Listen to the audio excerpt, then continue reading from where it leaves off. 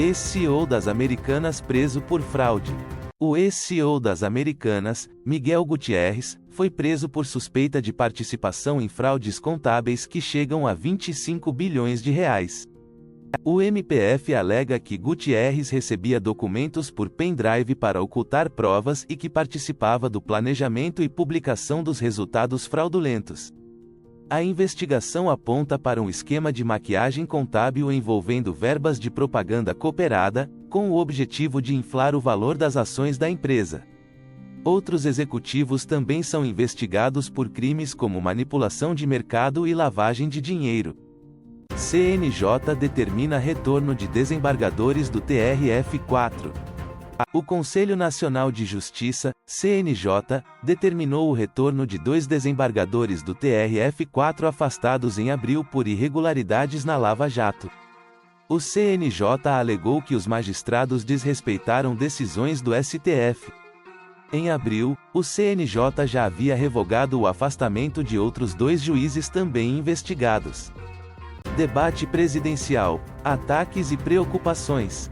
O debate presidencial entre Joe Biden e Donald Trump foi marcado por ataques pessoais e baixarias, sem apresentar propostas concretas.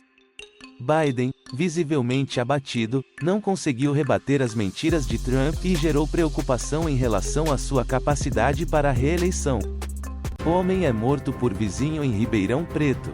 Um homem de 60 anos foi morto após ser atacado por um vizinho em Ribeirão Preto, São Paulo.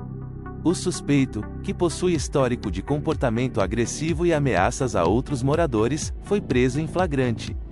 A polícia investiga o caso como homicídio e apura se houve premeditação. O condomínio havia entrado com uma ação para expulsar o suspeito devido ao seu comportamento.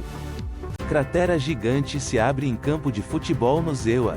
Uma cratera gigante se abriu em um campo de futebol em Illinois, engolindo um poste de luz, bancos e parte do campo. O incidente ocorreu em um local onde antes havia uma mina de calcário. Ninguém ficou ferido, mas o ocorrido levanta preocupações sobre os impactos das mudanças climáticas e da exploração de água subterrânea. Foden de volta à seleção inglesa. O atacante inglês Phil Foden retornou aos treinos da seleção após se ausentar para acompanhar o nascimento do filho. Ele havia deixado a concentração na Alemanha e viajado para o Reino Unido.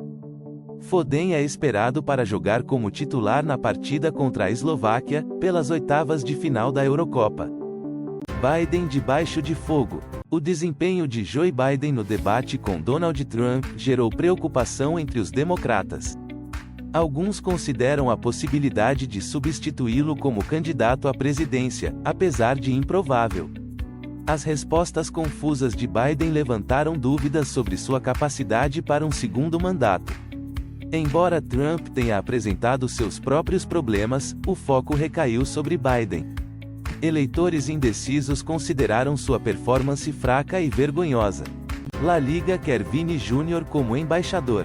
A La Liga manifestou o desejo de ter Vinícius Júnior como embaixador em ações contra o racismo após sua aposentadoria. O presidente Javier Tebas elogiou o jogador como líder na luta contra o racismo e anunciou um convênio com o governo espanhol para utilizar a ferramenta de monitoramento MOD no combate a manifestações racistas no esporte.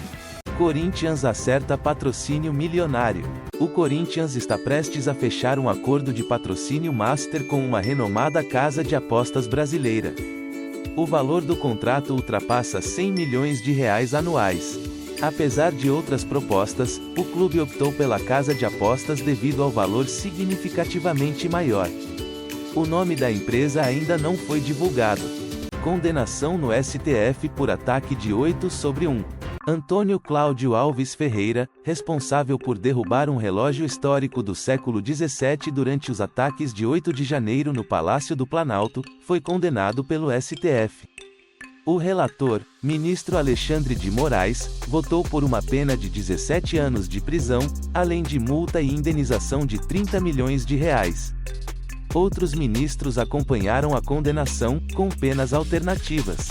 Ferreira foi considerado culpado por associação criminosa armada, tentativa de golpe de Estado, dano qualificado e deterioração de patrimônio tombado. O julgamento ocorreu em sessão virtual, sem debate entre os ministros. Céline Dion e os filhos. Intimidade em documentário. O documentário Eu Sou Céline Dion, disponível no Prime Video, mostra a relação da cantora com os gêmeos Nelson e Ed, de 13 anos.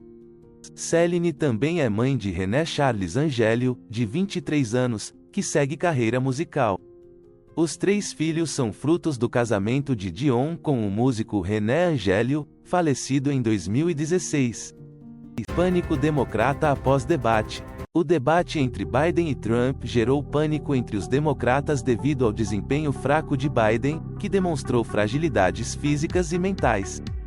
Surgiram dúvidas sobre sua capacidade para um segundo mandato, levando a especulações sobre sua possível substituição na convenção nacional do partido. Enquanto isso, Trump, apesar de evitar perguntas difíceis e ser acusado de mentir, demonstrou mais energia.